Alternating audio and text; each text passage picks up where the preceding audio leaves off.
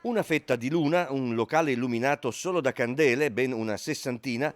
Non è San Valentino, non è Mi illumino di meno. Al ristorante Pizzeria Zairo in Prato della Valle i proprietari hanno protestato così contro il caro bollette, gas e luce, sensibilizzando la clientela e le istituzioni.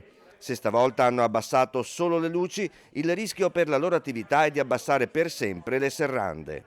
Certo, se va avanti così abbasserò sì le serrande, se il governo non ci dà una mano sono costretto a abbassare le serrande e aprire tempi migliori che non si sa se torneranno tempi meglio di questi qua. Chi deve fare qualcosa per non farla chiudere? È il governo che deve darci una mano. Questa volta non ci hanno dato la cassa integrazione, non ci hanno aiutato per questi rincari energetici, dove da prendere i soldi per pagarli? I prezzi non li aumento perché già stiamo lavorando poco, se aumento i prezzi automaticamente il lavoro diminuirà ancora.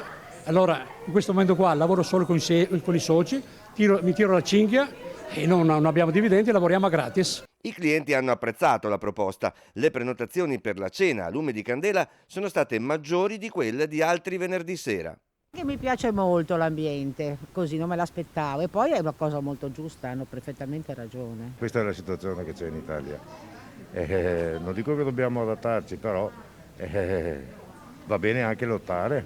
L'energia elettrica costa, noi dobbiamo importare la roba dall'estero quando ce l'abbiamo in casa. Gli avventori hanno dimostrato interesse e solidarietà per la proposta dello Zairo. Alcuni di loro sono abitué da 20 anni. Farei tutte le sere io così, anche a casa volendo. Chi dovrebbe aiutare? Qui il signor Filimbeni ci ha mostrato una bolletta triplicata. Sì. E lo Stato deve aiutarci, non può andare avanti così la faccenda. Sempre le cozze e vongole come antipasto da 25 anni.